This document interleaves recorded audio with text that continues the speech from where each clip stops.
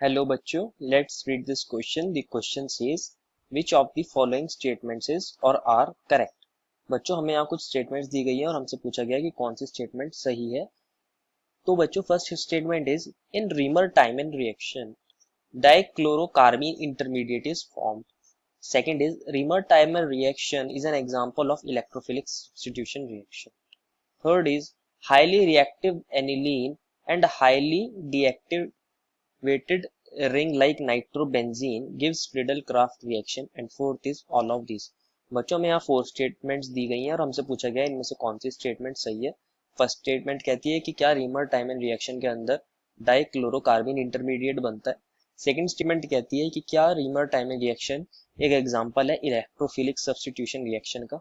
Highly reactive rings जैसे like aniline और highly deactivated ring like nitrobenzene Friedel Crafts reactions देती हैं। And fourth one is all of this. क्या सारी statement सही है? तो बच्चों हम फर्स्ट ऑफ ऑल इसके की कंसेप्ट की बात करते हैं।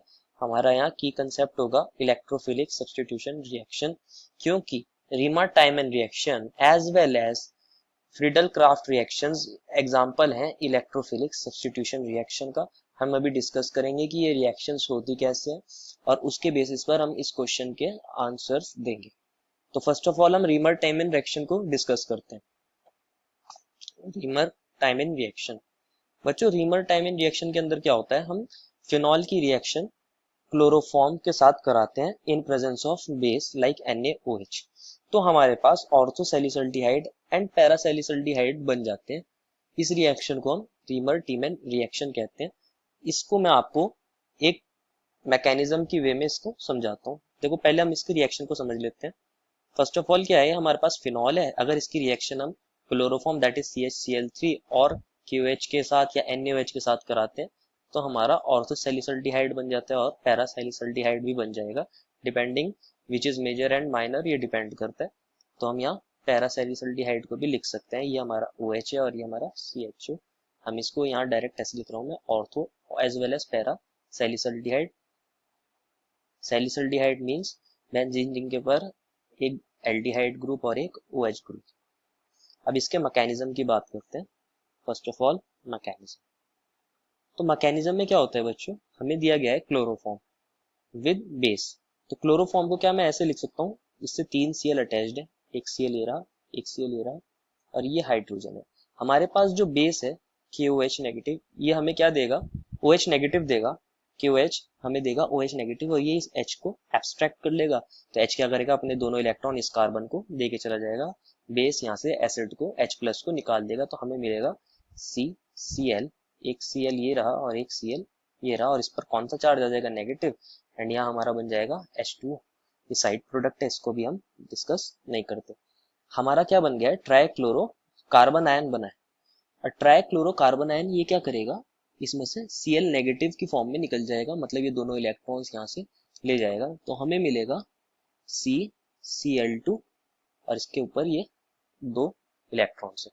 इसको बोलते हैं डाइक्लोरो कार्बीन इंटरमीडिएट, क्योंकि यहाँ 2 क्लोरीन एटम्स हैं और कार्बीन हमारा इंटरमीडिएट यहाँ फॉर्म हुआ है, तो इसको लिख सकते हैं डाइक्लोरो कार्बीन इंटरमीडिएट।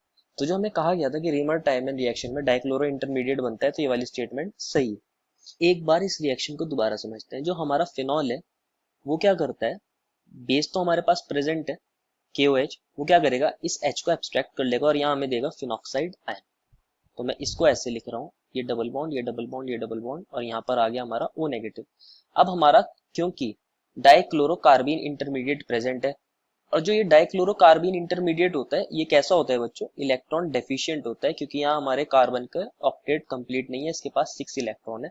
तो ये कैसे काम करेगा, एज एन इलेक्ट्रोफाइल ये काम करेगा और इसका यहाँ पे क्या होगा, सब्स्टिट्यूशन होगा। तो ये क्या करेगा, नेगेटिव चार्ज यहाँ जाएगा और ये पाई बॉन्ड इस पर कार्बन पर अटैक करेगा। तो हम इसको ऐसे लिख सकते हैं कि हमारी ये बेंजीन रिंग है, यहाँ से हमारा डबल बॉन्ड O है, ये pi bond as it is है, ये भी एज इट इज है और यहाँ हमारा कौन जुड़ गया, C। एक इस पर Cl ये रहा, एक Cl ये रहा। क्योंकि C ने इलेक्ट्रॉन को गेन किया है तो इसके ऊपर कौन सा चार्ज आएगा, नेगेटिव चार्ज। यहाँ हमारा पाई बॉन्ड खत्म हो गया है। यहाँ एक हाइड्रोजन है। तो अब नेक्स्ट स्टेप क्या होता है बच्चों, ये जो हाइड्रोजन है ये अपने दोनों इलेक्ट्रॉन देकर यहाँ से चला जाएगा और ये हाइड्रोजन किसके पास जाएगा, सी नेगेटिव के पास, ये पाई बॉन्ड यहाँ मूव करेगा, ये हाइड्रोजन हमारा सी नेगेटिव के पास चला जाएगा ऐसे। एक काइंड से ये इंटरनल हाइड्रोजन का ट्रांसफर हो रहा है, इसको हम ऐसे इक्विलिब्रियम की फॉर्म में भी दिखा सकते हैं। तो हमारे पास वापस से क्या बन जाएगा, ओ पर नेगेटिव चार्ज आएगा, ठीक है। एक पाई बॉन्ड यहाँ था, एक पाई बॉन्ड यहाँ था, एक पाई बॉन्ड वापस यहाँ जनरेट हो गया और ये हमारा बन गया सी, इस पर एक H है और दो क्या है, Cl, ठीक है। अब ये जो हमारा CH Cl2 ग्रुप यहाँ जनरेट हुआ है, इसको हम क्या करते हैं, हाइड्रोलिसिस करा देते हैं, क्योंकि हमारे पास बेस है तो 2H नेगेटिव यहाँ प्रेजेंट होंगे, तो ये वाला बॉन्ड ब्रेक हो जाएगा, इसी तरह ये वाला बॉन्ड भी ब्रेक हो जाएगा और यहाँ आ जाएंगे OH और यहाँ पर भी आ जाएगा OH। तो हम इसको ऐसे दिखा सकते हैं और यहाँ चला जाएगा H और यहाँ चला जाएगा H, तो 2 मॉलिक्यूल्स HCl के निकल जाएंगे और हमारा प्रोडक्ट क्या बन जाएगा, मैं इसको यहाँ ऐसे दिखा रहा हूँ, ये हमारा double bond double bond double bond और ये हमारा O नेगेटिव और ये हमारा CH और इसके ऊपर एक OH ये रहा और एक OH ये रहा। मैं इसको एरो को भी ऐसे दिखा देता हूँ।